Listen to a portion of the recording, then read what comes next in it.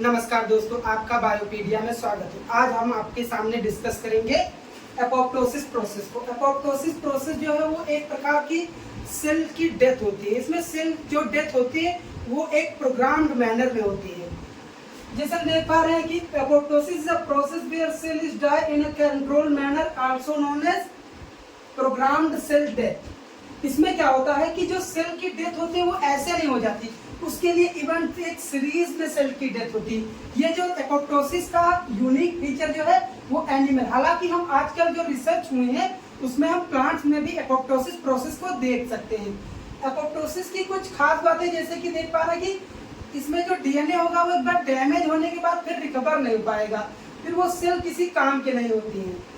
ऐसी सेल में एपोप्टोसिस होती है जो हमारे यूज की नहीं होती है। जैसे आप बताएं कि फ्रॉग का जो लार्वा होता है वो आप जब देखेंगे तो ऐसे होता है, पहले फिश की तरह एकदम उसकी टेल होती है, फिर वो धीरे धीरे क्या होता है उसमें मेटामॉर्फोसिस होता है, तो वो चेंज होकर एक फ्रॉग, मैच्योर फ्रॉग बन जाता है। उसी तरह हम एम्ब्रियोनिक डेवलपमेंट में देख सकते हैं कि जैसे ये हम जब एम्ब्रियोनिक स्टेज में होते हैं तो हमारा जो हैंड होता है ये ज्वाइंट रहता है, तो कुछ समय बाद ये क्या होती है, इसके बीच की जो सेल्स होती है उनमें एपोप्टोसिस की प्रोसेस होती है। ये इसका एग्जाम्पल है, हालांकि इधर बना दिया गया है, एग्जाम्पल ही इसका है एपोप्टोसिस का एम्ब्रियोनिक डेवलपमेंट में। ये सेल डेथ होती रहती है, ऐसी सेल जो हमारे यूज की नहीं है। टी लिम्फोसाइट जैसे कोई अटैक हुआ, बैक्टीरिया का अटैक हुआ हमारी बॉडी में ब्लड के थ्रू, ब्लड में, तो क्या होगा कि जो उसके अगेंस्ट ये काम करेंगे, उसके बाद इनकी एक समय बाद इनकी डेथ हो जाएगी एपोप्टोसिस के थ्रू, टी लिम्फोसाइट की। फिर इसी तरह से मिलता जुलता है नेक्रोसिस।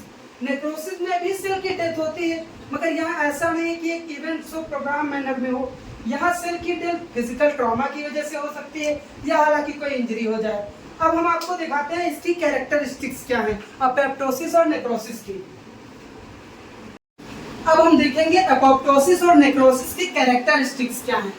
एपोप्टोसिस में क्या होगा, इसमें कोई भी सेलुलर कंटेंट बाहर रिलीज आउट नहीं होगा, जबकि यहाँ नेक्रोसिस में जैसे कोई, ये देख सकते हैं आप, इसमें जैसे हमारी सेल या कोई फिजिकल ट्रॉमा हुआ, ये सेल है, तो अगर ये डैमेज होगी तो इसका जो सेलुलर कंटेंट है वो बाहर रिलीज आउट हो जाएगा, जबकि एपोप्टोसिस में ऐसा नहीं होगा। Formation of apoptotic bodies, cell सीधे डेथ नहीं होगी। क्या होगा कि सेल के, ये जैसे सेल है तो इस सेल के अंदर छोटी छोटी स्मॉल एपोप्टोटिक बॉडीज बन जाएंगी। ये एपोप्टोटिक बॉडीज का फॉर्मेशन होगा, उसके बाद सेल की डेथ होगी।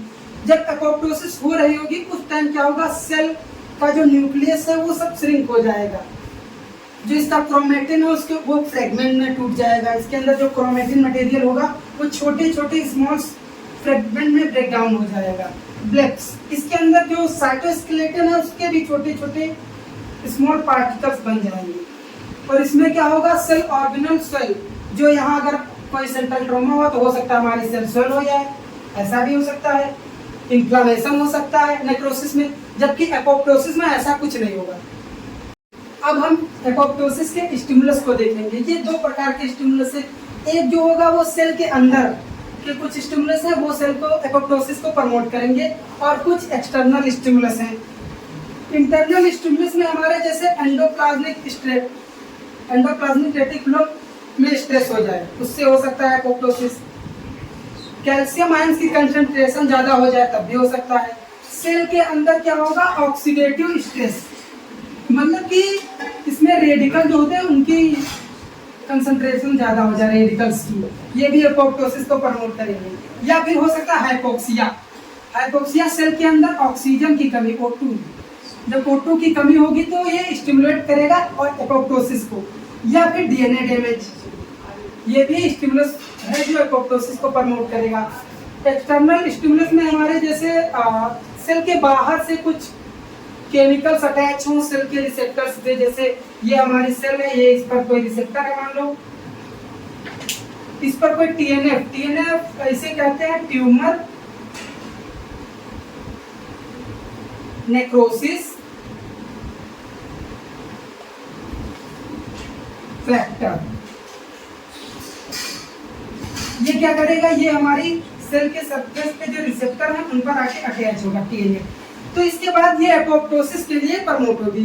एपोप्टोसिस स्टिमुलेट कर देगी।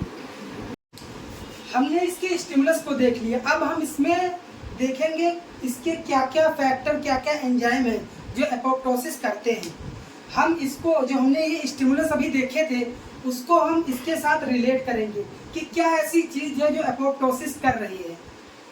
इसमें रिस्पॉन्सिबल होते हैं कैस्पेसेस।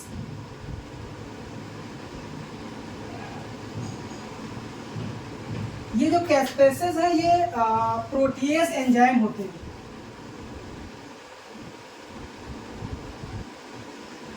प्रोटीएस एंजाइम, जैसा कि नाम से पता चल रहा है प्रोटीएस एंजाइम, इसका मतलब ये क्या करेंगे, ये प्रोटीन को डाइजेस्ट करेंगे।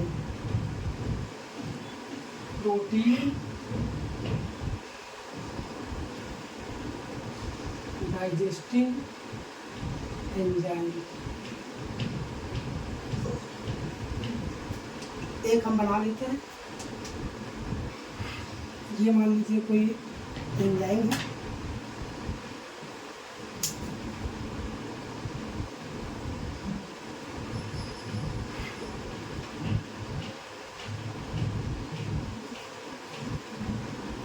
इस एंजाइम की एक्टिव साइट पे हमारा सिस्टीन अमीनो एसिड प्रेजेंट होगा।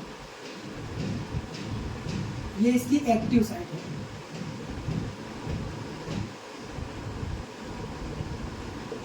ये क्या करेगा, जो हमारी प्रोटीन्स होंगी, जैसे ये कोई प्रोटीन है, इसके एस्पार्टेट अमीनो एसिड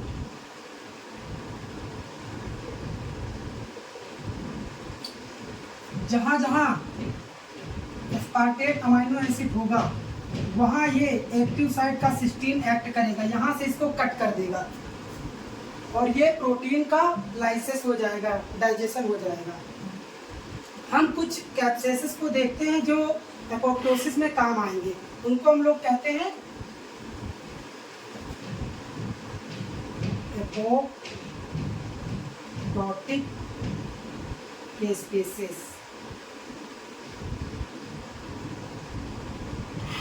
ये दो टाइप के होते हैं।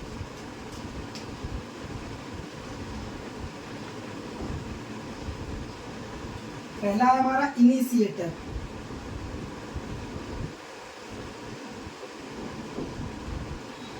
इनिशिएटर कैस्पेसेस।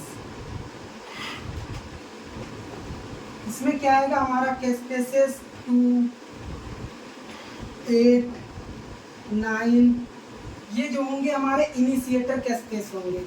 और दूसरे हमारे होते हैं executor, एग्जीक्यूटिनर।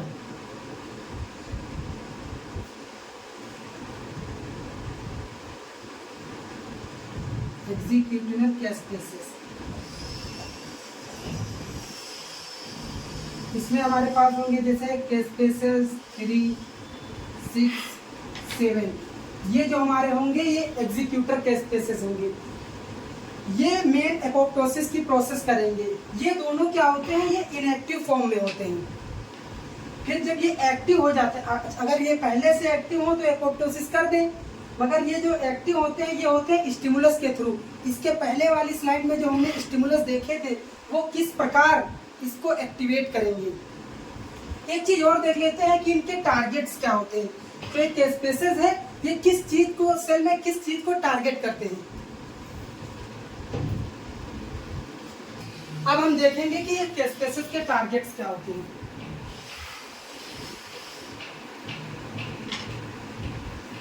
Targets of कैस्पेसेस,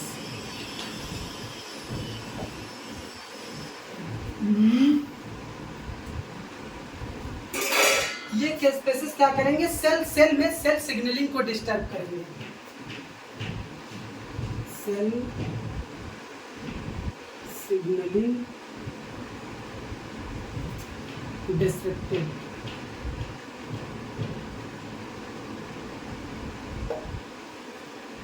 cell signalling, cell जो एक सेल से दूसरी सेल का जो कम्युनिकेशन होता है वो इसमें होता है। एक है सेल सिग्नलिंग के लिए रिस्पॉन्सिबल होता है पीकेसी, PKC, प्रोटीन काइनेस सी। ये कैस्पेसेस क्या करेंगे, प्रोटीन काइनेस सी को डिस्ट्रॉय कर देंगे। जब इसको डिस्ट्रॉय कर देंगे तो हमारी जो सेल और सेल्स में सेल सिग्नलिंग हो रही थी, कम्युनिकेशन, वो हमारा डिस्ट्रक्टेड हो जाएगा। फिर दूसरा क्या है,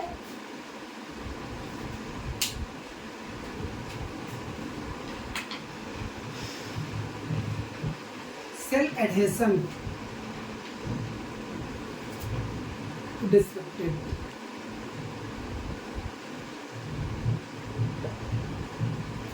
इसके लिए जो रिस्पॉन्सिबल होता है FAK,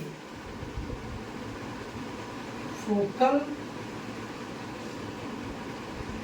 एडहेशन काइनेज।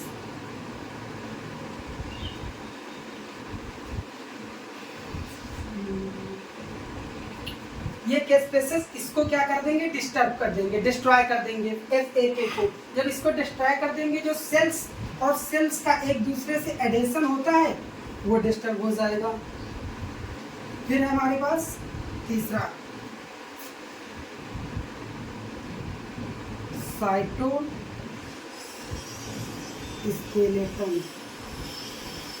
तो ये क्या करेंगे, डिस्ट्रक्टेड कर देंगे।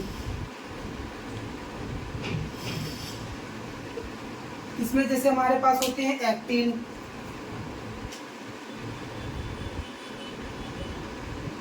और intermediate filament.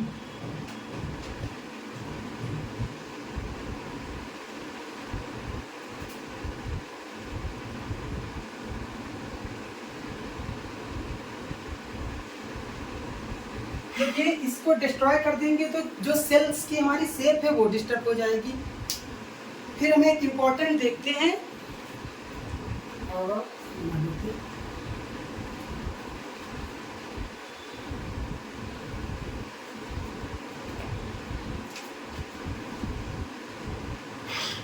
Endonuclease CAD.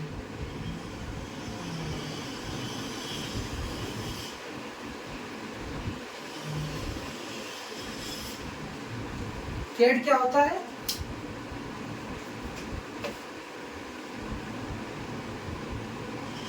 Space activation DNAs. ये हमारे जो साइटोप्लाज्म में होता है वो कैट ऐसे प्रेजेंट होता है, सॉरी कैट। इसके साथ एक बाइंड होती है इनहिबिटरी प्रोटीन। मान लीजिए कोई आई प्रोटीन है, इनहिबिटरी प्रोटीन। तो ये कैस्पेस क्या करेंगे, ये इस जो इसके पास इनहिबिटरी प्रोटीन थी इसको रिप्लेस कर देंगे। तो जब रिप्लेस कर देंगे तो हमारे पास सिर्फ कैट बचेगा।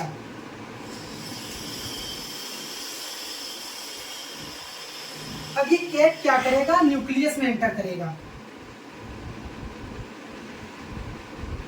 Enter in nucleus.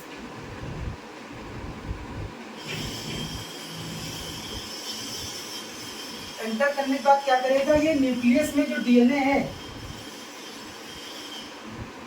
उसको ये फ्रेगमेंट, छोटे छोटे फ्रेगमेंट में तोड़ देगा। तो हमने कुछ ये जो कैप्सेसेस है इनके टारगेट देखे कि सेल्स में इनके क्या क्या टारगेट्स होते हैं। अब हम देखेंगे कि इनके पाथवेज क्या हैं, किस प्रकार ये काम करते हैं। ये कैस्पेसेस ऐसा नहीं है एक सीरीज में काम करेंगे इवेंट्स की तरह, तो हम उसके लिए हमारे पास पाथवेज हैं, उनको हम देख लेते हैं।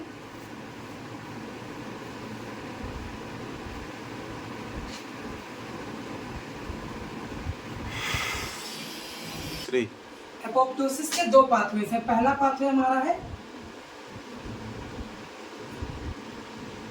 इंट्रिंसिक पाथवे,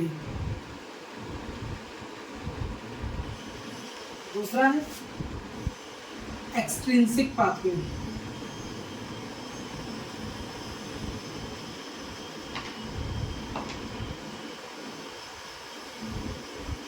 जैसा कि नाम से पता चला इंट्रिंसिक, जो इंट्रिंसिक पाथवे हमारा चलेगा वो चलेगा जो हमारे इंटरनल सेल्स के अंदर इंटरनल स्टिमुलस थे उनके थ्रू, और एक्सट्रिंसिक पाथवे जो है वो सेल्स के बाहर से जो आउटर एक्सटर्नल स्टिमुलस मिल रहा था उसके थ्रू चलेंगे। तो हम पहले एक्सट्रिंसिक पाथवे को डिस्कस कर लेते हैं। इसको मिटा दें।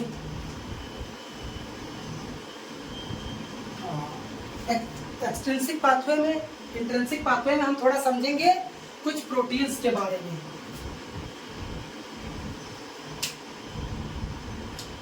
इसमें हमारी जो मेन प्रोटीन है वो BCL, 2 फैमिली की कुछ प्रोटीन है BCL family protein, such as 2 है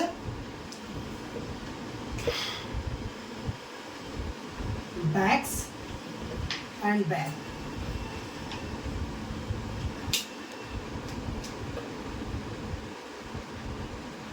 जो क्या करेंगी, विच प्रमोट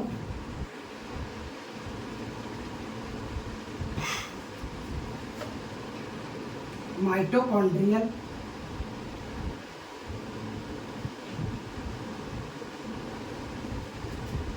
आउटर मेम्ब्रेन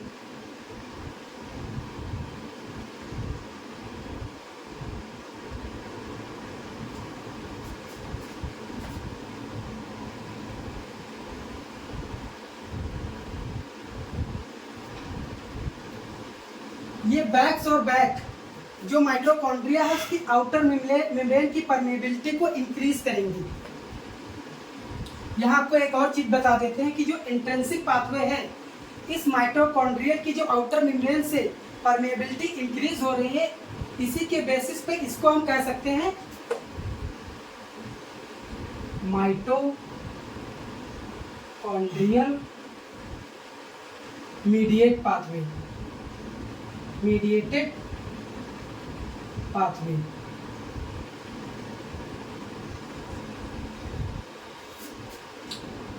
थोड़ा और समझ लेते हैं। जैसे ये हमारी है BCL2 प्रोटीन, BCL2 फैमिली की प्रोटीन है। जैसे हमने बताया ये इसकी 2 है बैक्स एंड बैक, जो क्या है located in outer mitochondrial membrane.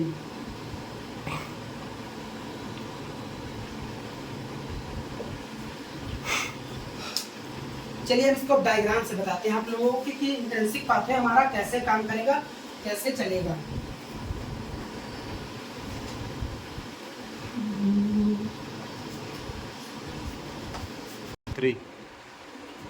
हम माइटोकॉन्ड्रिया बना लेते हैं।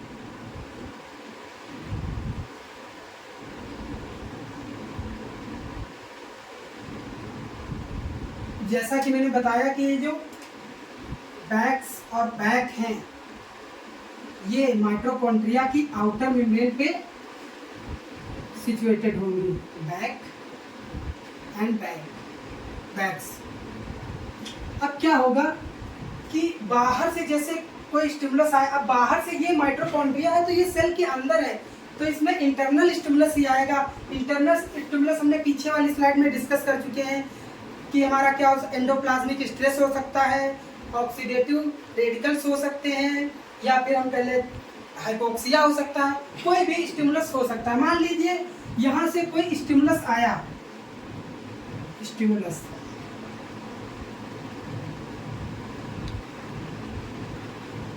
ये जब स्टिमुलस आया तो क्या होगा, जो ये बैक्स और बैक हैं ये क्या करेंगे, ये बना लेंगे, और इसको हम ब्लू से बना लेते हैं, ज़्यादा अच्छा रहेगा। ये बैक्स और बैक बना लेंगे,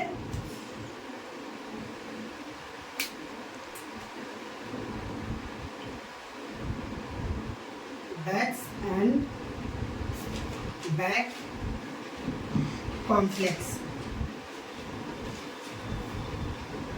ये बैक और बैक्स एक कॉम्प्लेक्स बना लेंगे। जैसे ये कॉम्प्लेक्स बना लेंगे तब क्या होगा, हमारी जो माइटोकॉन्ड्रिया की आउटर मेम्ब्रेन है, इसकी जैसे ही कॉम्प्लेक्स बनेगा तो इसकी परमेबिलिटी क्या होगी, इंक्रीज हो जाएगी। इस आउटर मेम्ब्रेन की परमेबिलिटी इंक्रीज हो जाएगी। माइटोकॉन्ड्रियल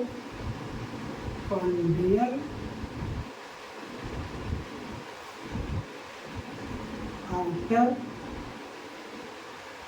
मेम्ब्रेन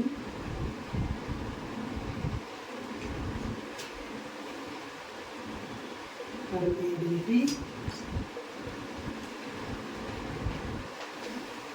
क्या होगी, इंक्रीज हो जाएगी। जब ये इसकी परमेबिलिटी इंक्रीज हो जाएगी तो इस आउटर मेम्ब्रेन से बहुत सारे प्रोटीन्स बाहर निकलेंगे। तो उनमें से एक प्रोटीन है जिसको हम कहते हैं cytochrome C.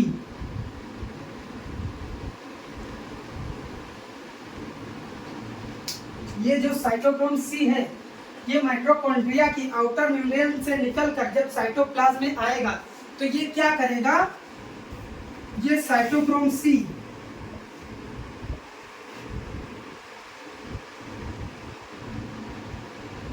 Binds to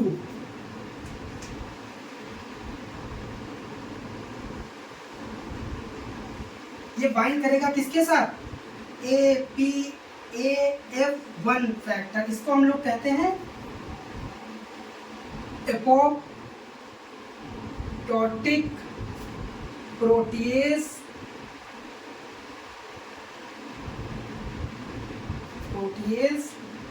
activating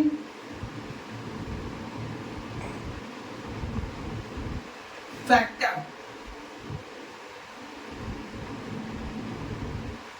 factor 1 apoptotic protease activating factor 1 के साथ ये हमारा जो साइटोक्रोम बाहर आया है, ये उसके साथ क्या करेगा, बाइंड कर जाएगा।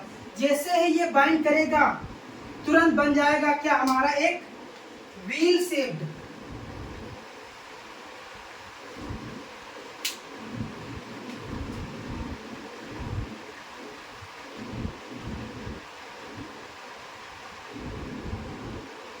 एपोप्टोसोम।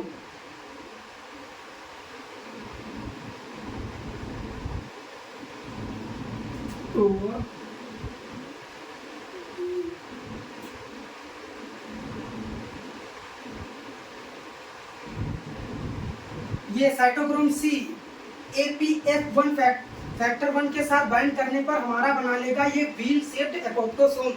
ये व्हील शेप्ड एपोप्टोसोम क्या करेगा, जो हमारे इसके पीछे हमने देखे थे इनिशिएटर कैस्पेसेस, तो उनमें से जो इनिशिएटर कैस्पेस है कैस्पेस 9,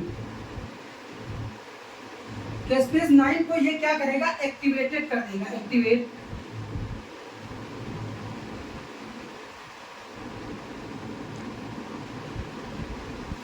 ये हमारा था इनिशिएटर।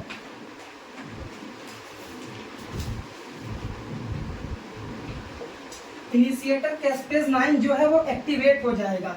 इसके एक्टिवेट होने के बाद ये क्या करेगा, जो हमारे एग्जीक्यूटर कैस्पेस थे, कैस्पेस 3 एंड कैस्पेस 7, ये क्या करेगा, इन दोनों को एक्टिवेट कर देगा।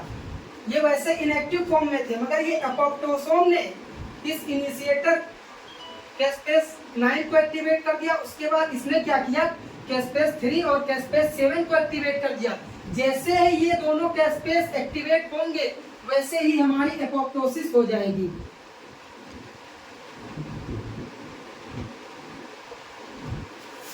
तो एक बात देख सकते हैं आप, हम बता रहे दोबारा क्या होगा कि जो हमारी BCL2 फैमिली की प्रोटीन्स थी बैक एंड बैक्स, वो कहाँ लोकेटेड है, माइटोकॉन्ड्रिया की आउटर मेम्ब्रेन पे। फिर हुआ क्या, कोई बाहरी स्टिमुलस आया, सेल के अंदर से ही आया, क्योंकि माइटोकॉन्ड्रिया जो सेल का इंटरनल सेल ऑर्गेनल है। तो कोई स्टिमुलस आया, स्टिमुलस हम पहले बता चुके हैं, एंडोप्लाज्मिक रेटिकुलम स्ट्रेस हो सकता है, एपोक्सिया हो सकती है, कोई भी जितने भी पीछे डिस्कस कर चुके हैं। आने के बाद ये बैक्स एंड बैक क्या बना लेंगे, बैक्स एंड बैक कॉम्प्लेक्स। जैसे ही ये कॉम्प्लेक्स बनेगा तो इस माइटोकॉन्ड्रिया की परमेबिलिटी इंक्रीज हो जाएगी।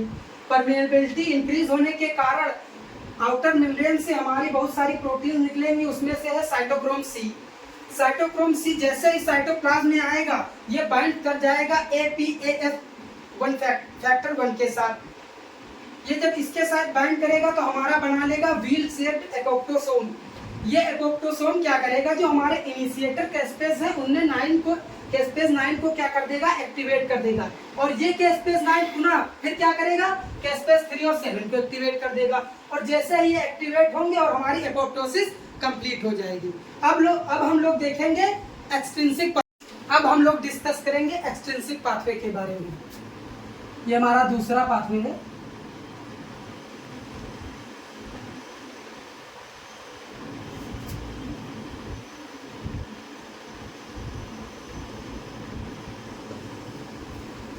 क्या होगा एक्सट्रिंसिक पाथवे में, जैसे हमारी कोई सेल है तो इस सेल के सरफेस पर हमारा एक रिसेप्टर पाया जाएगा। एक रिसेप्टर होगा जिसको हम लोग कहेंगे डेथ रिसेप्टर।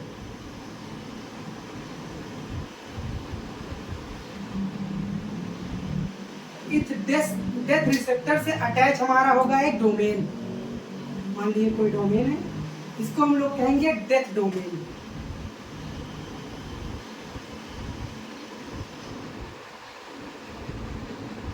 अब क्या होगा, नाम से पता चला एक्सट्रिंसिक पाथवे। तो इसमें जो हमारा स्टिमुलस आएगा वो एक्सटर्नल कोई स्टिमुलस होगा। हमने कल एक स्टिमुलस डिस्कस किया था, TNF, tumour necrosis factor, TNF।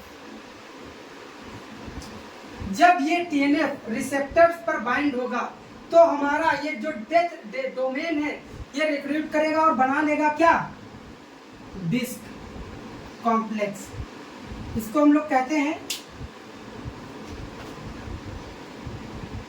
Death inducing signalling complex. जब ये डेथ डोमेन डिस्क बना, डेथ इंड्यूसिंग सिग्नलिंग कॉम्प्लेक्स बना लेगा तो क्या होगा, जो हमारे पास इनिशिएटर कैप्सिस थे ये प्रो फॉर्म में होंगे, प्रो कैस्पेस, जैसे कैस्पेस 8, कैस्पेस 10, ये हमारे क्या है, ये है इनिशिएटर।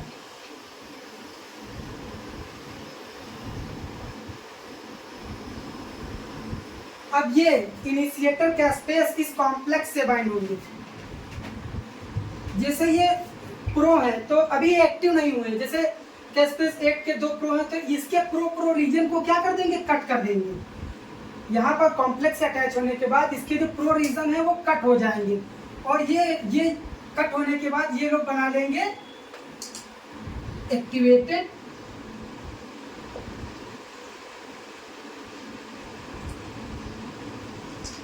कैस्पेस 8।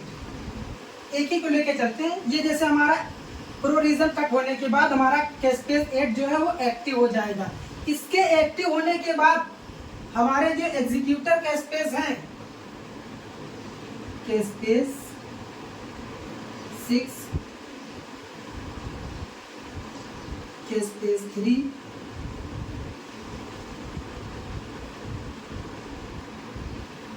कैस्पेस 7, ये क्या होंगे, ये एक्टिवेट हो जाएंगे। और हम जानते हैं हमारे जो मेन काम करेंगे वो यही कैस्पेस करेंगे। इनके एक्टिवेट होने के तुरंत बाद एपोप्टोसिस हो जाएगी। एपोप्टोसिस की प्रोसेस स्टार्ट, ये एपोप्टोसिस कर देंगे। एक बार रिवाइज कर लेते हैं। एक्सट्रिंसिक पाथवे है, ये हमारी सेल है, सेल के सरफेस पर है क्या, हमारा रिसेप्टर, जिसे हमने कहा डेथ रिसेप्टर। डेथ रिसेप्टर के साथ अटैच है क्या, डेथ डोमेन। इसके बाद हमारा कोई एक्सटर्नल, ये हमारा क्या है, स्टिमुलस। जब ये स्टिमुलस डेथ रिसेप्टर से बाइंड होगा तो ये डेथ डोमेन बना लेगा डेथ इंड्यूसिंग सिग्नलिंग कॉम्प्लेक्स। फिर इस कॉम्प्लेक्स के साथ हमारे अटैच हो जाएंगे क्या, ये प्रो कैस्पेस। जब इसमें आएंगे तो इनके प्रो रीजन जैसे कैस्पेस 8 के 2 2 है, तो क्या करेंगे, प्रो रीजन को कट कर देंगे और ये एक्टिवेटेड कैस्पेस 8 बन गया। ये कैस्पेस 8 एक्टिवेट कर देगा हमारे जो एग्जीक्यूटिनर कैस्पेस थे, कैस्पेस 6, कैस्पेस 3, कैस्पेस 7, इनको एक्टिवेट कर देगा और ये एपोप्टोसिस कर देंगे। अब हम इसमें आगे डिस्कस कर लेते हैं कि जो ये एपोप्टोसिस की प्रोसेस है इसका रेगुलेशन कैसे होता है।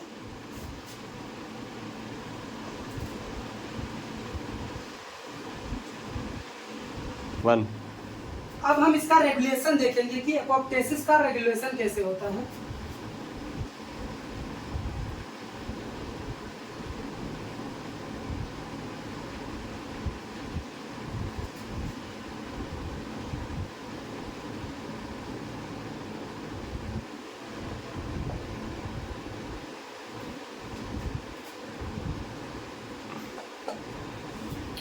इसमें हम 2 डिस्कस करेंगे। पहला है हमारे पास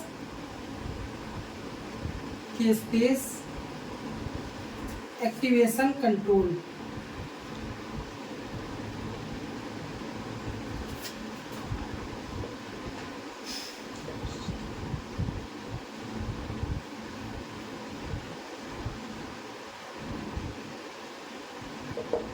इसमें क्या हो रहा था कि जो हमारे इनिशिएटर कैस्पेस थे,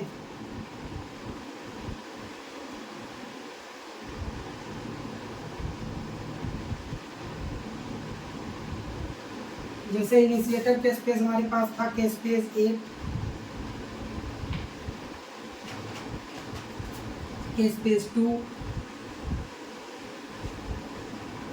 एंड 9, ये क्या कर रहे थे, एक्टिवेट कर रहे थे हमारे एग्जीक्यूटिनर कैस्पेस को, जैसे कैस्पेस 3 एंड 7। अब इसमें इसको कौन रेगुलेट करेगा,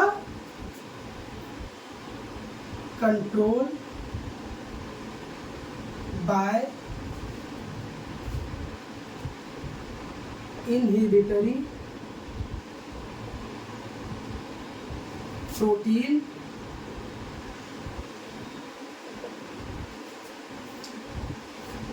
एक हमारी इनहिबिटरी प्रोटीन है जो इसको कंट्रोल करती है, XIAP। ये क्या करेगी,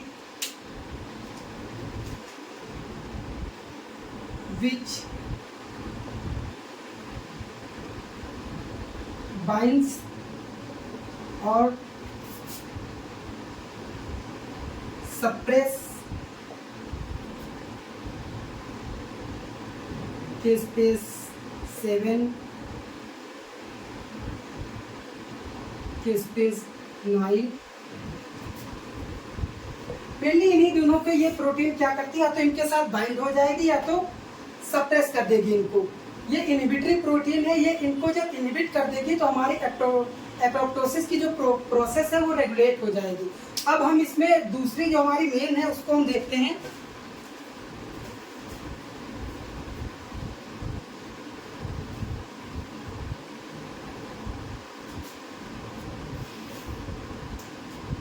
दूसरी हमारे पास थी BCL2 फैमिली।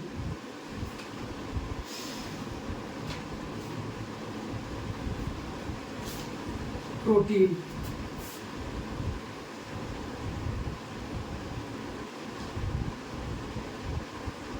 ये हमारी मेन प्रोटीन थी।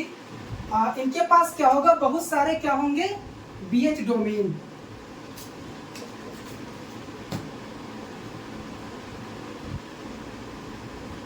ये 3 टाइप की होती हैं। पहली है प्रो एपोप्टोटिक प्रोटीन, दूसरी है एंटी एपोप्टोटिक प्रोटीन,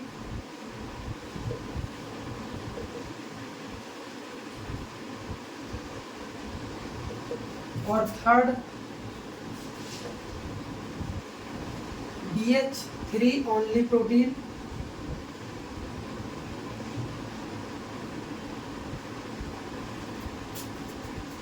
ये जो हमारी प्रो एपोप्टोटिक प्रोटीन है या ये क्या करेगी, promote apoptosis.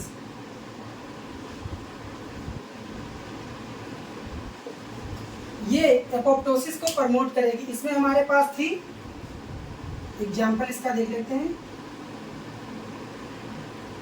Backs and back, ये हमारे पास थी। और जो एंटी एपोप्टोटिक प्रोटीन है ये क्या करेगी,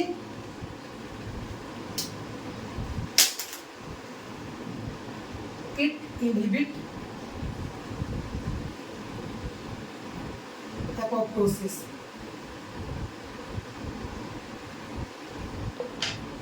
ये एपोप्टोसिस को इनहिबिट करेंगी। इसके एग्जाम्पल हैं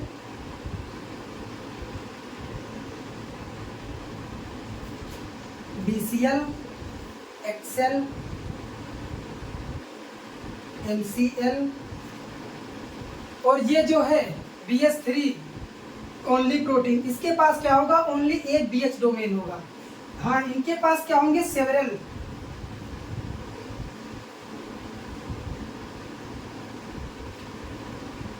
इनके पास सेवरल BH डोमेन होंगे, मगर BH only one domain, only one BH domain.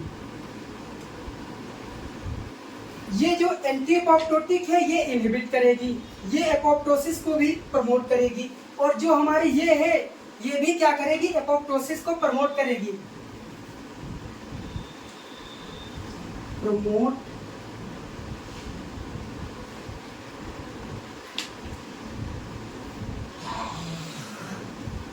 Apoptosis, मगर ये जो प्रमोट करेगी वो डायरेक्ट नहीं करेगी, इनडायरेक्टली।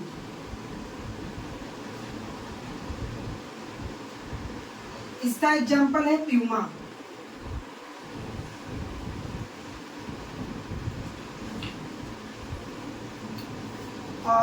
इनडायरेक्टली कैसे प्रमोट करेगी, देखिए जो प्यूमा है ये क्या करेगा, ये हमारे DNA को डैमेज करेगा, डैमेज